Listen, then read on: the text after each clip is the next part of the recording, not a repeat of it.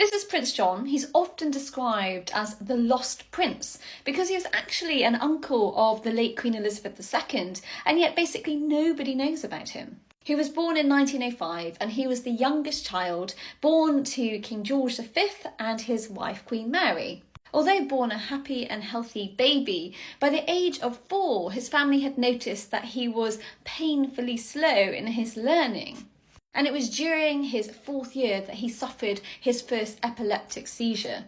It is also thought that he might have been showing signs of autism around this point, so 2 different conditions that weren't fully understood at this time. And it is from this time that he stopped being seen in public and basically was never really seen in public again. And as a result of this, the Windsors, the royal family, were accused of inhumanity about shunning him away and locking him up from public view. However, he was a little boy loved by his family, and what actually happened is that he went to live permanently in the countryside. From 1916, which is when his seizures became more severe and frequent, he was sent to live on the Sandringham estate at Wood Farm. He was cared for by his beloved nanny, Charlotte Bill, who was known to the family as Lala. By this point in time, when he was living on the Sandringham estate, no new formal portraits of the little prince were commissioned, and this is why people have accused the royal family of completely shunning him. And after the summer of 1916, Johnny was actually rarely seen outside of the Sandringham estate. He actually also rarely saw his family, particularly after the First World War had begun, because his parents were busy involved with the war effort and his siblings were all at boarding school. He was, however, very, very close to Prince George, who you can see there, and George absolutely loved him and would go and visit him regularly.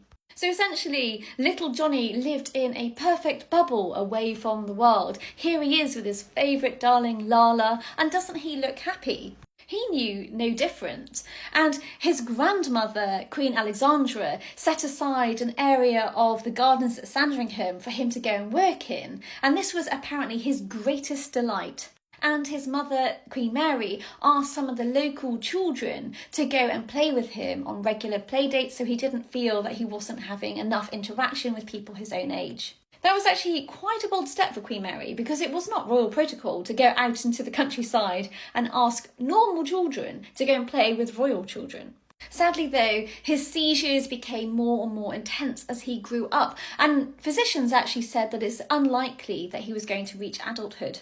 This is said to be the last photograph of Johnny, taken in 1918. So in 1918, he spent Christmas with his family at Sandringham, and he then went back to Wood Farm, and then only a few weeks later, on the 18th of January, he died in his sleep after suffering a fatal epileptic seizure.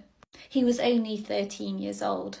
Although this was expected by the family, it was still a great shock. In fact, Queen Mary said that. She wrote in her diary, and she wrote, "A great shock, though for the poor little boy's restless soul, death came as a great relief." Johnny was buried a few days later with his family in attendance, and all of his servants were also there because they had loved and cared for him.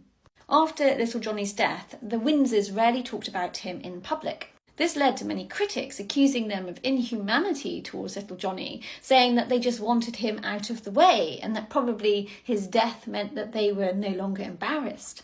But I think those people are cruel. Those who knew the Windsors knew of their great affection for him, and I think that they tried to do everything in Johnny's best interest to make sure that his life was as carefree and as peaceful as it could be.